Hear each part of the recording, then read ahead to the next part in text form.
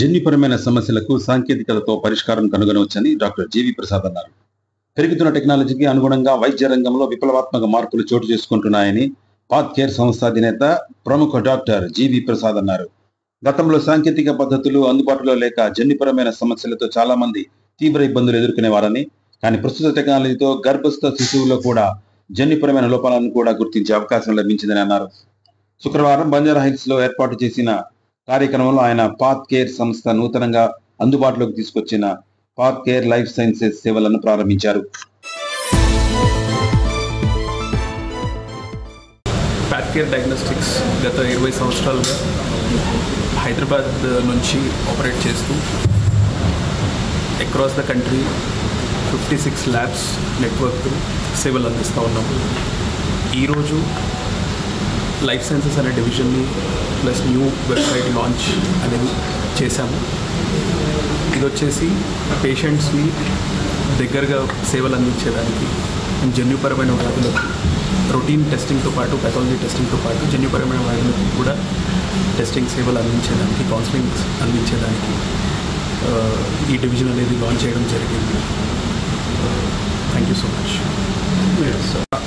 మీ name? నా పేరు doctor Akshar. I'm the chief technical officer at Path Care. And మనము ఈ డివిజన్ ఎందుకు చేసామంటే చిన్నపిల్లలు అండ్ మనకి ఇప్పుడే పుట్టిన బేబీస్కి టెస్టింగ్. ఇప్పుడు మన సంస్థలో పోస్ట్ కోవిడ్ అయిన రూపంలో మన డిసీజెస్ అనేవి చాలా ఎక్కువైపోయాయి. బికాజ్ దానివల్ల మన పిల్లలకి వాళ్ళ తల్లికి వచ్చే జీనోమిక్ టెస్టింగ్ అనే టెస్ట్ మనము పాత్ కేర్లో 2016లో స్టార్ట్ చేసాము. అది కంటిన్యూ అవ్వకుంటూ కోవిడ్లో మనం మళ్ళీ ఆపి ఇప్పుడు మళ్ళీ చేస్తున్నాం. సో ఈ టెస్ట్ వల్ల మనకి వాళ్ళకి ముందుగా వచ్చే వ్యాధుల్ని ఆపి దాని తర్వాత మనకి ముందుగానే టెస్టింగ్ అయిపోయిన దాంట్లో ట్రీట్మెంట్ అనేది జల్దీ ఫాస్ట్గా స్టార్ట్ అయిపోయింది. సో దానివల్ల మన చిన్న పిల్లలు ఉన్న వ్యాధుల్ని తగ్గినందుకు ఈ టెస్ట్ అనేది మనం స్టార్ట్ చేయాలి. ఇప్పుడు ఇక్కడ హైదరాబాద్లో చేసేవాళ్ళు, బట్ పాత్ కేర్ సంస్థ 2016లో స్టార్ట్ చేసింది.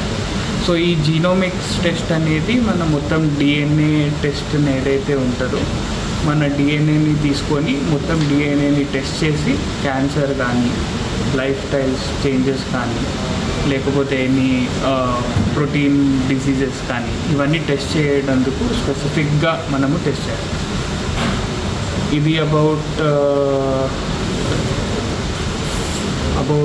17 మెషిన్స్ మొత్తం యూటిలైజ్ అవుతాయి ఈ మొత్తం టెస్ట్ చేయడం.